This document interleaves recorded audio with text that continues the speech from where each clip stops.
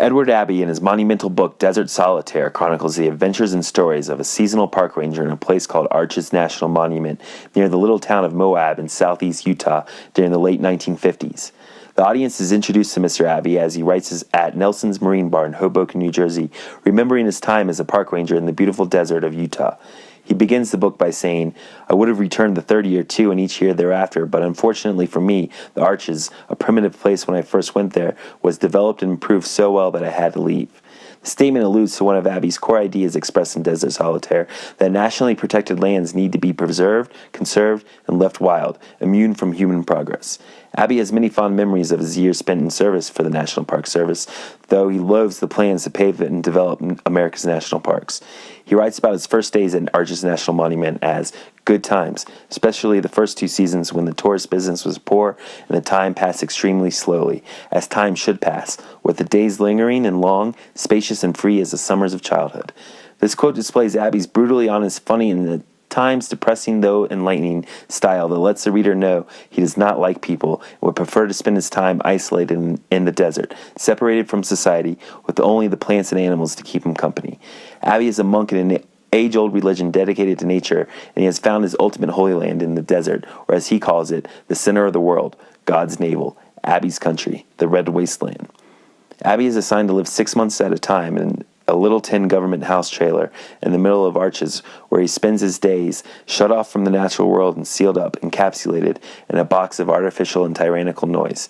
He is 20 miles from or more from the nearest fellow human, but instead of loneliness, he feels loveliness and a quiet exultation. In the 3rd and 4th chapters, the reader is introduced to one of the major characters in Desert Solitaire, the desert ecosystem. The details of this place come to life as Abbey educates the reader in a very scientific writing style about all the plants and animals that call Arches National Monument home. Abbey's isolation gave him plenty of time to compose very detailed lists of exotic flowers, cacti, trees, snakes, mice, coyote, and every other living thing in the vicinity of his trailer. Here the audience discovers Abbey's true thoughts on the wildlife surrounding him in this desert sanctuary, where he declares, "I prefer not to kill animals. I'm a humanist. I'd rather kill a man than a snake." The 5th chapter really explores Abbey's distrust of the government agency he works for and their intentions to bring paved roads and civilization to the primitive Arches. His justifiable fears of progress are realized when a group of engineers come racing through the park, surveying for new roads. Abbey voices his concerns about an automobile nation that wants to visit the parks from the comfort of their cars. Abbey calls for a campaign of resistance to preserve wilderness and lead civilization away from a life dependent on the car. Abbey's radical vision calls for 3 critical points to accomplish this goal: eliminating cars from national parks, stop building new roads in national parks, and to really incorporate the park ranger as a guide to lead all the people through the parks. After this chapter calling for a revolution of the National Park Service, Abbey devotes the remaining chapters of the book to retelling stories associated with the land he loves so much. In the chapter Rocks, he tells the story of uranium prospectors and their twisted tale of infidelity and the search for the radioactive substance useful in building atomic bombs. He tells tales of rounding up cows and their newborn calves in canyon country. On these journeys through the side canyons, Abbey sees pictographs and petroglyphs inscribed on the walls of the desert rocks hundreds of years earlier by Native Americans. In the chapter Water, Abbey discusses how this element is so important and can sustain life and can also take it away. Finding a spring is important to survive in the desert, and a person will quickly die in the dry heat if they do not have water. Flash floods can kill too when the late summer thunderstorms dump large amounts of water down tight canyons. He has many other stories devoted to adventure, including chapters like The Moon-Eyed Horse, where he attempts to track a wild horse, Down the River, where he takes a rafting journey down the Colorado River, and the Glen Canyon right before it was flooded, Havasu, where he camped by the Havasupai tribe for 5 weeks next to a stunning waterfall and nearly trapped himself in a slot canyon while adventuring in the area. The Dead Man at Grandview Point, where he and his brother Johnny go on a search and rescue mission, where they find a lost old man who perished in the unforgiving, harsh desert. There are also the chapters Tukadnikovitz, the island in the desert where he climbs the high alpine peak 13,000 feet above sea level and has a dangerous and quick descent sliding down a snowpatch. The final adventure in the chapter Terra Incognita, Into the Maze, recounts the tale of Abbey rappelling over cliffs and finding new routes in an unexplored region called the Maze. All of his quests and explorations through the desert of southeast Utah come together in this novel to paint a portrait of a land with an incredible richness deserving to be preserved in a book like Desert Solitaire. Edward Abbey's adoration and love for Arches National Monument shine in his masterpiece dedicated to the land and life of the desert, which make for pleasurable reading. Desert Solitaire makes the reader want to go to the desert and get lost in its beauty, without a car, of course. This is a classic piece of environmental literature that should be read by all sustainability students. I really appreciated Abbey's style, which shows exactly what he is thinking and holds nothing back, with his blunt narrative and descriptions filled with humor. Desert Solitaire is an entertaining, provocative, and all-around excellent book. Abbey is a professional writer with many literary techniques at his disposal, including prose, satire, irony, imagery, metaphors, setting, and symbols to convey his message with an expert manner. The reader is hit with satire and irony throughout the book. Abbey addresses all the critics right from the start of the book by stating, "Much of the book will seem coarse, rude, bad temper, violently prejudiced, unconstructive, even frankly antisocial in its point of view. Serious critics, serious librarians, serious associate professors of English will, if they read this work, dislike it intensely. At least I hope so." When talking with tourists, Abbey answers their questions with truth that often come across as jokes instead of a standard park ranger answer. When asked about Arches National Monument being dusty, he responds, "Dusty? Of course it's dusty. This is Utah, but it's good dust. Good, red, Utah dust. Rich in iron, rich in irony. Turn that motor off. Get out of that piece of iron and stretch your varicose veins. Take off your brassiere and get some hot sun on your old wrinkled dugs." Abbey has all the answers for the tourists. When asked if he has a TV, he responds in classic Abbey fashion. "TV? Listen, lady, if I saw a TV out here, I'd get out my cannon and shoot it like I would a mad dog, right in the eye." Abbey uses illuminating metaphors to describe the landscape of Arches National Monument with phrases such as "a cold night, a cold wind, the snow falling like confetti," and glimpses of weird humps of pale rock on either side, like petrified elephants, dinosaurs, Stone Age hobgoblins.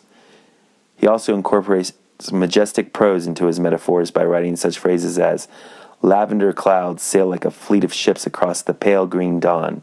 Each cloud, plain flat on the wind, has a base of fiery gold. And the air is dry and clear as well as cold. The last fog banks left over from last night's storm are scudding away like ghosts, fading into nothing before the wind and the sun rays." Moreover, Abbey uses the symbol of the juniper tree to represent the divinity of the desert. References to this plant are seen over and over throughout the book. In the introduction, he declares, "If a man knew enough, he could write a whole book about the juniper tree. Not juniper trees in general, but that one particular juniper tree which grows from a ledge near the old entrance to Arches National Monument." He continues with his praise of this desert tree by writing, "The odor of juniper is the sweetest fragrance on the face of the earth. I doubt if all the smoking censers of Dante's Paradise could equal it.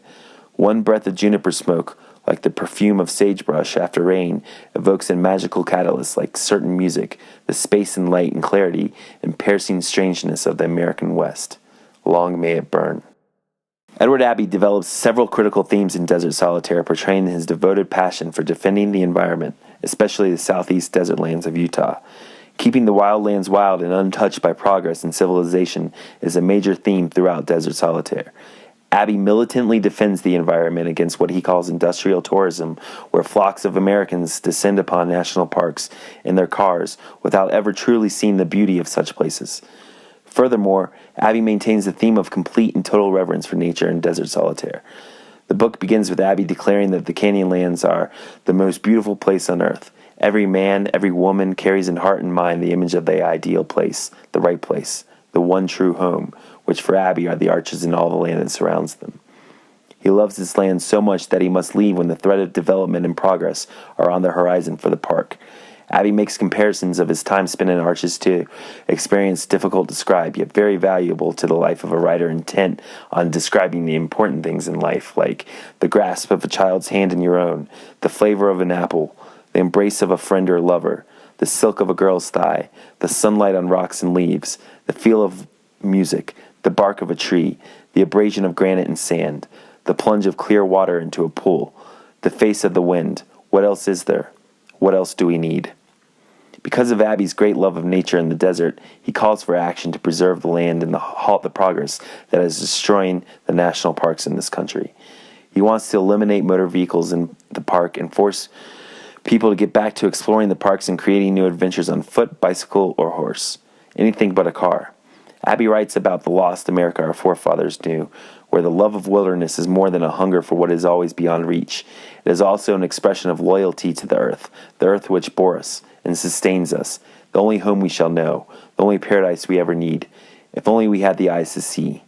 Original sin, the true original sin, is the blind destruction for the sake of greed of this natural paradise which lies all around us, if only we were worthy of it. Abby declares his religion devoted to the environment and conveys his message that nature is the true divinity by stating, "I am not an atheist, but an eartheist. Be true to the earth." Abby clearly is devoted to a culture that will promote ecocentrism over anthropocentrism, writing that he was not opposed to mankind, but only man-centeredness, anthropocentrism, the opinion that the world exists solely for the sake of man. Abby adds to American literature while taking inspiration from many authors that came before him.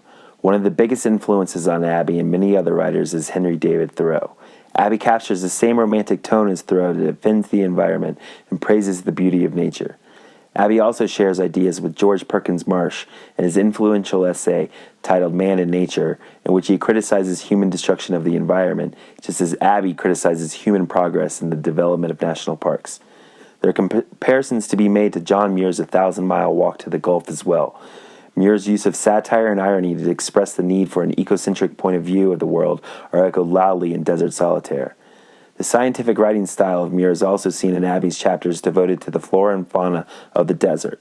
All of the adventures that take place in Abby's book are similar to Robert Marshall's winter trip into new country. While the setting for Marshall's tale is Alaska, there's the same sense of exploration and adventure of a land void of people and open to quests through unexplored lands.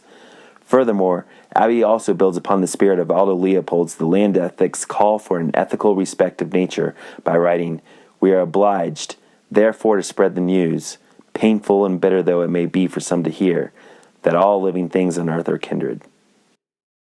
The majority of critics praise Desert Solitaire as an engaging and wonderful tribute to the natural world. Thomas McCarthy writes in his academic essay published in the journal America that Abby's book is an eclectic mix of memoir, poetry, natural description, philosophy, and polemic stemming. McCarthy writes that Abby uses the richness of desert as a metaphor, as landscape, as soulscape. Anthony Hilfer writes in the journal Texas Studies in Literature and Language that Abby is an ecological wild man, a major figure of modern nature writing, who writes in a way that allows for the experiencing of the sublime, the turn to paradox in the attempt to translate this feeling into language. Richard Platt writes in his review for the journal Slightly Foxed of Abby's deep love for the desert, stating that the author is a man who loves the desert as deeply as he hates the human greed and folly that threaten to destroy it. He continues by paying tribute to Abby's ability to bring new ideas to the political forum of environmentalism. Platt writes, "It's the radical fringe who ignite the spark that gets the engine turning," which Abby clearly accomplishes with his book Desert Solitaire. Desert Solitaire is an amazing combination of adventure writing with a bold dedication to preserving the wildlands of America. Abby has a plan of action for saving Arches National Monument that deserves respect. Unfortunately, Abby's vision for the national park system free of roads and cars did not turn out the way he saw it. Arches was paved shortly after Abby left his job as a park ranger. It is very convenient now to see all the sites that used to take hours to hike into. Progress is coming for the wild lands of the world, and voices like Edward Abbey are critical to fighting human dominance over nature. Abby's book stands as a warning that we must protect and conserve wild lands before they are lost forever to progress. In the words of Abby, we all need to be dedicated to the world we live. We all need to practice the religion of eartheism. We all need to be true to the earth.